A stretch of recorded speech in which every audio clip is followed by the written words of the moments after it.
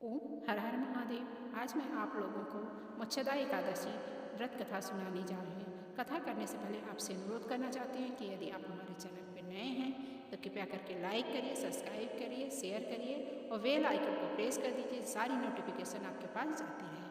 तो आइए हम कथा की ओर चलते हैं। महाराज युधिष्ठिर जी ने कहा, हे भगवान, आप तीनों लोकों के स्वामी हैं, सबको सुख देने वाले हैं, जगत के पति हैं। मैं आपको नमस्कार करता हूँ। हे देव, आप सबके हितैषी हैं, अतः मेरे संशय को दूर कर मुझे बताइए कि मार्गशीर्ष एकादशी का क्या नाम है। उस दिन कौन से देवता का पूजन किया जाता है और उसकी क्या विधि है, कृपया करके मुझे बताइए। भक्त वत्सल भगवान श्री कृष्ण कहने लगे कि धर्मराज, तुमने बड़ा ही उत्तम प्रश्न किया है। इसके कहने से तुम्हारा यश संसार में फैल जाएगा। मार्गशीर्ष माह के शुक्ल पक्ष की एकादशी अनेक पापों को नष्ट करने वाली होती है। इसका नाम मोक्षदा एकादशी है। इस दिन दामोदर भगवान की पूजा किया जाता है। धूप दीप नैवेद्य से भक्तिपूर्वक पूजा किया जाता है। अब इस विषय में मैं एक पुराणों की कथा कहता हूँ। गोकुलपुर नाम के नगर में वैशानस नामक राजा राज्य करता था। उसके राज्य में चारों वेदों के ज्ञाता ब्राह्मण रहते थे। वह राजा प्रजा का पुत्रवत पालन करता था। एक बार रात्रि में राजा ने एक स्वप्न देखा कि उसके पिता नरक में हैं। उसे बड़ा आश्चर्य हुआ। प्रातः वह विद्वान ब्राह्मण के पास गया और अपना स्वप्न सुनाया। कहा, मैंने अपने पिता को नरक में कष्ट उठाते देखा है। उन्होंने मुझसे कहा कि हे पुत्र, मैं नरक में पड़ा हूँ, यहाँ से तुम मुझे मुक्त कराओ।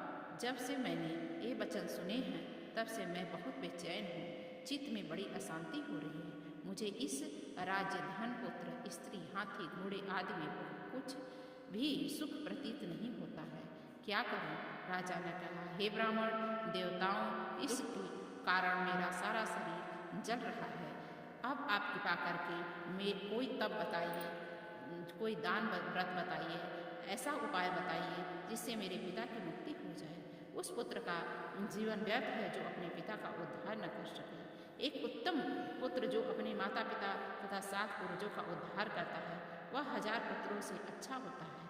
जैसे एक चंद्रमा सारे जगत में प्रकाश कर देता है, परंतु 1000 तारे नहीं कर सकते हैं। ब्राह्मण ने कहा, हे राजन, यहाँ पास ही भूत भविष्य वर्तमान के ज्ञाता पर्वत ऋषि का स्वयं है। आपकी समस्या का हल वे जरूर करेंगे। ऐसा सुनकर के राजा मुनि के आश्रम में गया। उस आश्रम में अनेक शांत चित्त योगी मुनि तपस्या कर रहे थे। उसी जगह पर्वत मुनि बैठे थे। राजा ने मुनि को साष्टांग दंडवत किया। मुनि ने राजा से सांगोपांग कुशल पूछी।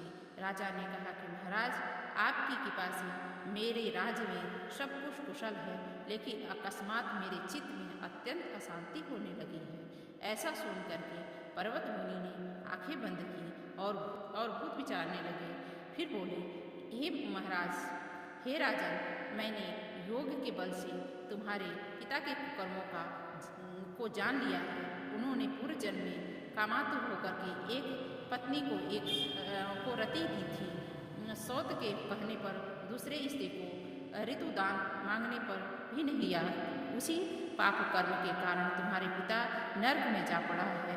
तब राजा ने कहा, इसका कोई उपाय बताइए। मुनि बोले, राजन, आप मार्गशीर्ष मास की एकादशी का उपवास करें। उस उपवास के करने से अपने पिता को संकल्प लें। इसके प्रभाव से आपके पिता अवश्य ही नर्क से मुक्ति पा सकते हैं। मुनि के इस वचन को सुन करके राजा महल में आया और मुनि के कहने के अनुसार कुटुंब सहित मोक्षदा एकादशी व्रत किया। इसके उपवास का पुण्य उसने पिता को अर्पण कर दिया। इसके प्रभाव से उसके पिता को मुक्ति मिल गई और स्वर्ग में जाते हुए वे पुत्र से कहने लगे, हे पुत्र, तेरा कल्याण हो। यह कहकर स्वर्ग चले गए। मार्गशीर्ष मास के शुक्ल पक्ष की मोक्षदा एकादशी का जो व्रत करते हैं उसके समस्त पाप नष्ट हो जाते हैं। इस व्रत को इससे बढ़कर के कोई दान पुण्य नहीं है और इसको करने से मोक्ष की प्राप्ति होती है और वाजपेयी यज्ञ का फल प्राप्त होता है। इस व्रत मोक्ष देने वाला होता है, चिंता को हरण करने वाला होने वाला होता है और समस्त कामनाओं को पूर्ण करने वाला होता है। तो यदि आप भी यह कथा करते हैं, पढ़ते हैं, सुनते हैं और दूसरे को सुनाते हैं तो अवश्य ही आपकी सारी मनोकामनाएं जय श्री कृष्ण, राधे राधे।